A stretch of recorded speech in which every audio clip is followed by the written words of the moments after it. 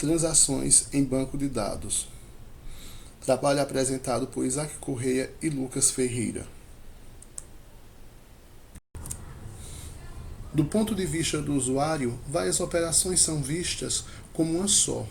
A exemplo, transferência bancária. Deixa que por trás o banco de dados está realizando várias consultas,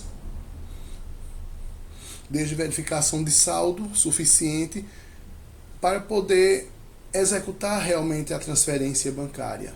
Várias operações são realizadas por trás, onde não é visível ao usuário. Definição: operações que formam uma única unidade lógica de trabalho. Comandos: as transações são delimitadas por begin transaction e end transaction. Seria o início e o fim do algoritmo, do bloco de instruções que, a exemplo, a transferência bancária estaria sujeito a várias consultas, como verificar se tem saldo suficiente ou algo a mais, para poder de fato a transferência bancária ser efetivada. Também temos outras variantes, como um begin work, end work, begin, end, start transaction, que possui a mesma funcionalidade do begin.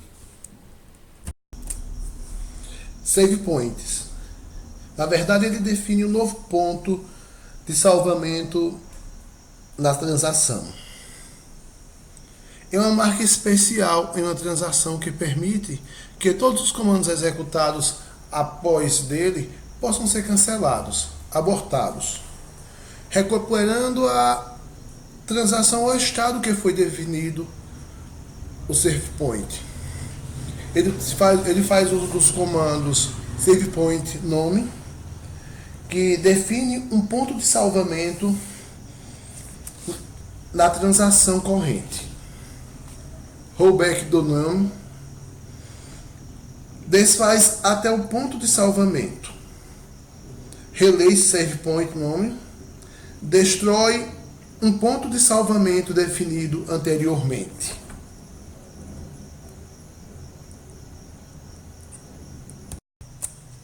Exemplos: begin, início, que é início, que insere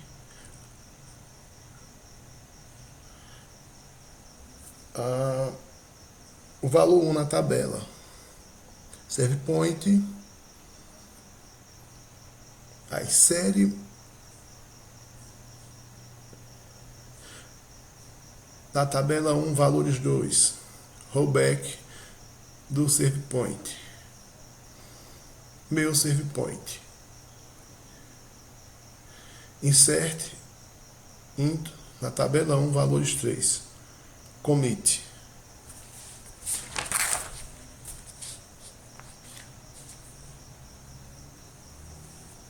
Em outro lado vemos do outro exemplo, begin, insert entre valores, insere na tabela 1 valores 3.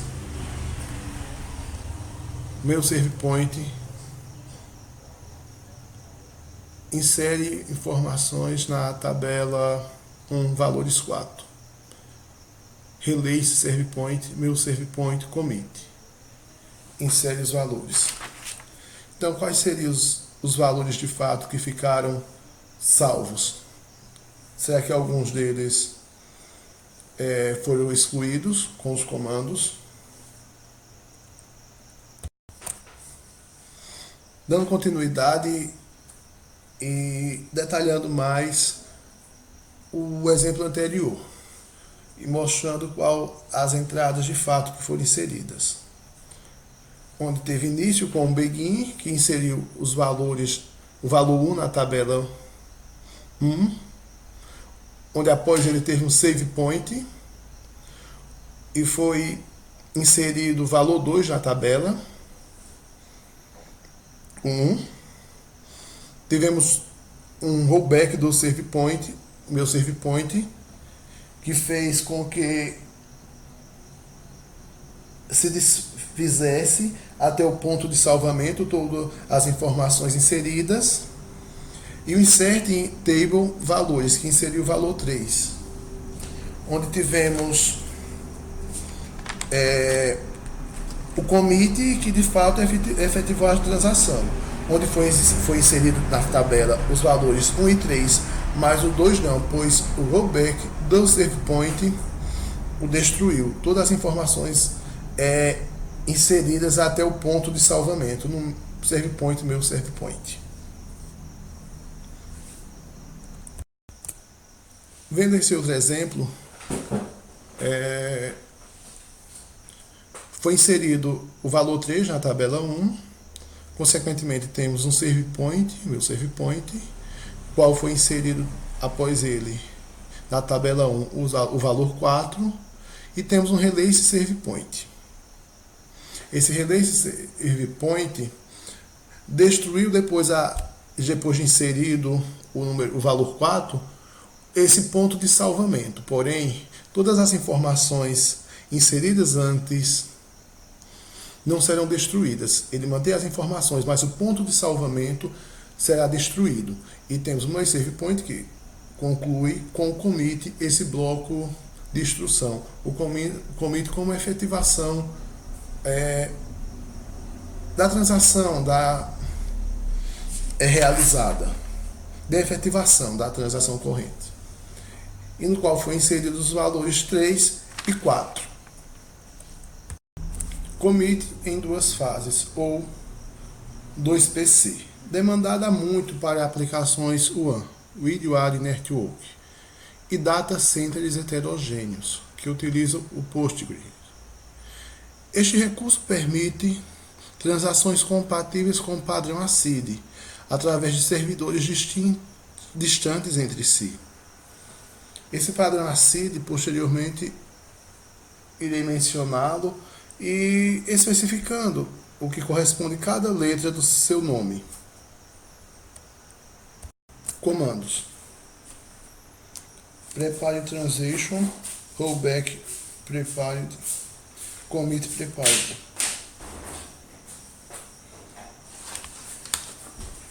Prepare transition. Prepare a transação corrente para o commit em duas fases.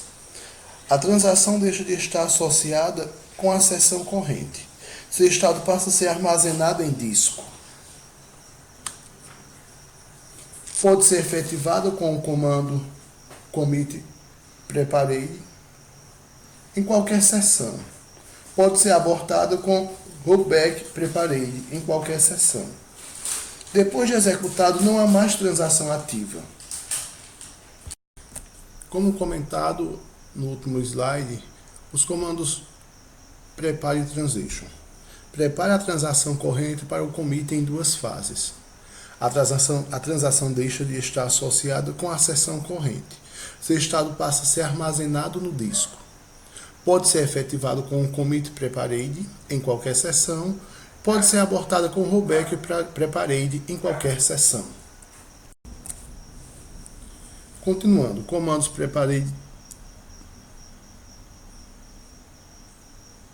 transition.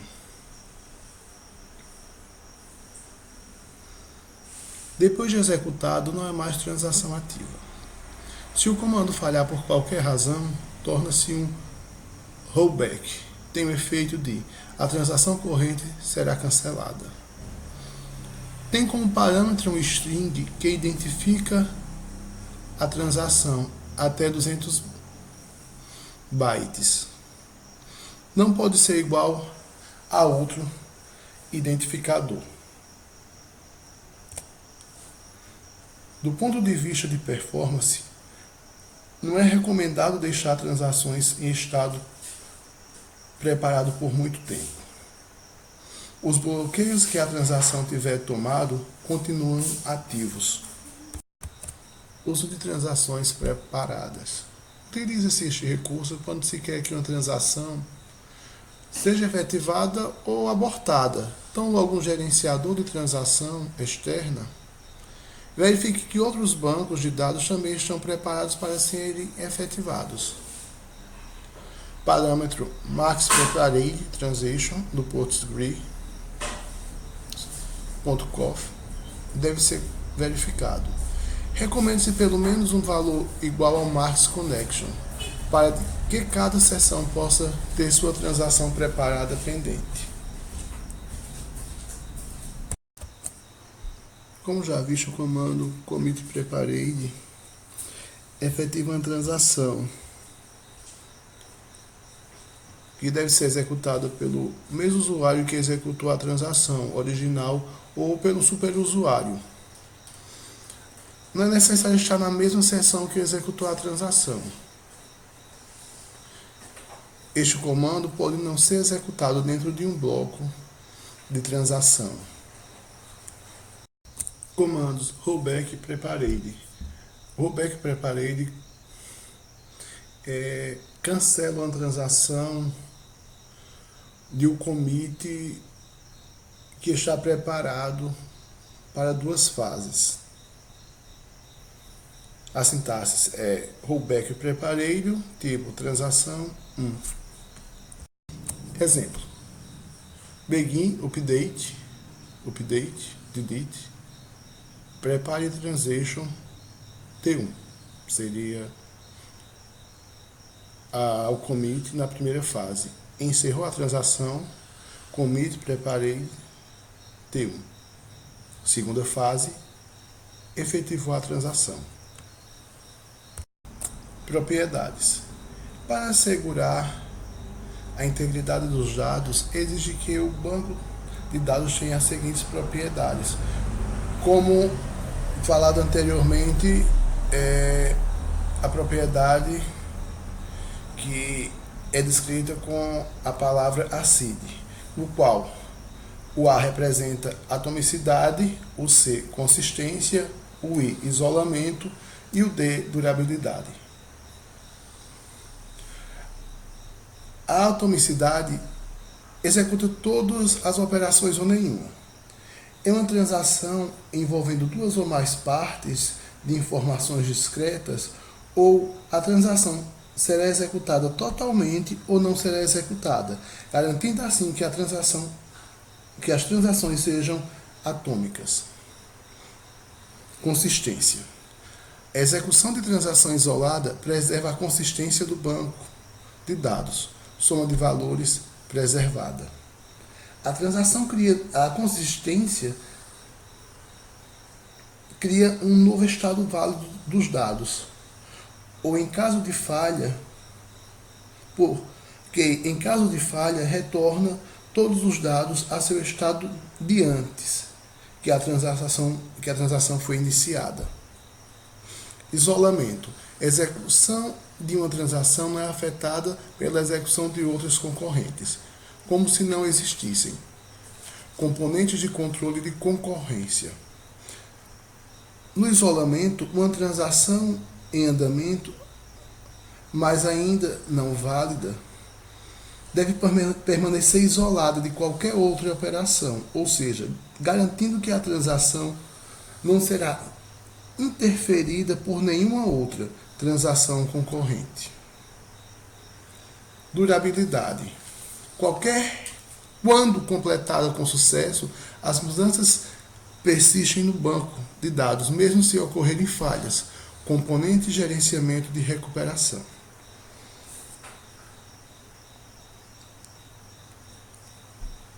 A durabilidade, os dados válidos são registrados todos pelo sistema de tal forma que, no caso de falha ou de reinício do sistema, os dados disponíveis em seu estado ficarão corretos. O ACID é um conceito que se refere a 4 propriedades de transação de um sistema de banco de dados, que é atomicidade, consistência, isolamento e durabilidade. Estado da transação. Na ausência de falhas, todos se completam com sucesso. Se falhar, é abortada. Devido à atomicidade, não deve ser feito algo sobre o estado do banco de dados. As alterações devem ser desfeitas. Quando as mudanças são desfeitas, dizemos rollback retornada. Gerenciar a transação abortada é responsabilidade do esquema de recuperação. Quando é completada com sucesso, dizemos efetivada. committed. Quando foi efetivada, não podemos desfazer seus efeitos abortando. Como recuperar-se? Um sistema mantém um log para acompanhar todas as operações realizadas das transações que afetam os valores dos itens dos bancos de dados. O log é mantido em disco. Será afetado apenas em falha de disco ou catástrofe. Grafo de estados. Durante a execução, ele está ativado e dá um passo. Não será possível realizar a execução normal, então tem falhas, ele é abortado e a transação é desfeita. Caso contrário, durante a execução ele está ativo. Após executar a última instrução, é uma efetivação parcial e direciona para ser efetivada. Sendo efetivada, conclui com sucesso e os dados estão armazenados em disco. Note que, quando diversas transações concorrentes são executadas, suas operações podem ser intercaladas de modo inconveniente, resultando em estado inconsistente. Exemplo, liar e B, e computar A mais B após o write A. Solução: executa uma série, mau desempenho. Por isso, há opções que permitem que as transações concorram entre si. Olá pessoal, meu nome é Lucas Ferreira e a partir daqui eu vou continuar explicando sobre transações em bancos de dados. Então, rapidinho aqui sobre sistemas multiusuários, que são quando vários usuários, e aí quem é o usuário nessa jogada são as várias aplicações existentes, acessam de forma simultânea um determinado recurso devido ao seu conceito de multiprogramação ou pseudoparalelismo, né? E a multiprogramação aqui ela acontece da seguinte forma: imagine que nós temos dois processos, um processo A e um processo B, e eles vão ser executados. Então, no começo, inicia-se a execução de alguns comandos de um processo A, e em um determinado momento o processo A é suspendido e começa a executar alguns comandos do processo B. E aí, ao invés de o processo A retomar assim que o processo B terminar sua execução, não, o processo A retoma do ponto que parou, que foi suspenso, somente quando chegar a sua vez de utilizar a CPU, né? E essa execução concorrente de processos se torna execução entrelaçada. Então, sobre execuções concorrentes, as execuções em concorrência trazem complicações de consistência de dados e, consequentemente, exigem trabalho. Mais trabalho é um trabalho de custo computacional, né? Você tem mais custo computacional, é um trabalho de implementação tanto do seu banco de dados quanto da sua aplicação, certo? Mas aí, quais são as razões para que possamos permitir a concorrência nos nossos sistemas? O aproveitamento de recursos é um ponto muito importante, porque quando você tem processos concorrentes, quer dizer que você tem processos consumindo o mesmo recurso no mesmo instante de tempo, né? É o que está escrito aqui: maior número de transações executadas num certo tempo, certo? É a mesma motivação da multiprogramação que a gente tem lá em sistemas operacionais, onde a gente discute sobre processos e threads. E para as execuções concorrentes, a gente tem a possibilidade de organizar as execuções em escalas de execução ou em schedules. né? Algumas ordens de execução elas garantem a manutenção da consistência, e as escalas de execução ou schedules são os responsáveis pelo controle de concorrência, né? Então aqui vem a definição de schedules, que é uma sequência que indica a ordem em que as instruções de transações concorrentes serão executadas, certo? Ou seja, a schedule pega todas as ações de todas as transações e tenta elaborar uma sequência ótima para o SGBD da ordem que essas ações, essas instruções serão executadas. É um exemplo bem tosquinho sobre escala. Então, imagine que a gente tem duas transações T1 e T2 e temos duas contas bancárias A e B, certo? Então aqui o que está acontecendo? T1 está transferindo R$50 de A para B. Onde? Aqui, ó. Eu li A e agora estou tirando R$50 de A. Estou escrevendo em A que eu tirei R$50 do meu saldo. E estou lendo B e atribuindo esses 50 que eu peguei de A para B, porque é uma transferência de R$50 de A para B. E depois que eu executar essa instrução, eu dou um write B, escrevo o arquivo e fecho o arquivo. Aqui em T2 acontece uma transferência, mas com valores diferentes. Ao invés de R$50, T2 está transferindo 10% do seu saldo de A para B. Do seu saldo não, do saldo de A, né? Tem aqui a leitura de A, a variável temp recebendo 10% do saldo de A, e logo depois retirando esses 10% da própria conta dele, e depois somando esse valor na conta B, que é a finalização da execução de transferência bancária. Então, já chegando perto do fim aqui, vamos discutir sobre serialização. Então, veja só, vem comigo. Seja uma escala S com duas instruções II e IJ das transações TI e TJ. Se essas instruções referem-se a itens de dados diferentes, você pode alternar as instruções sem problemas na hora de criar uma escala de execução sequencial.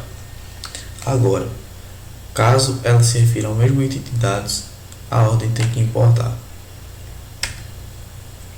No caso ótimo, quando as duas instruções são read, né?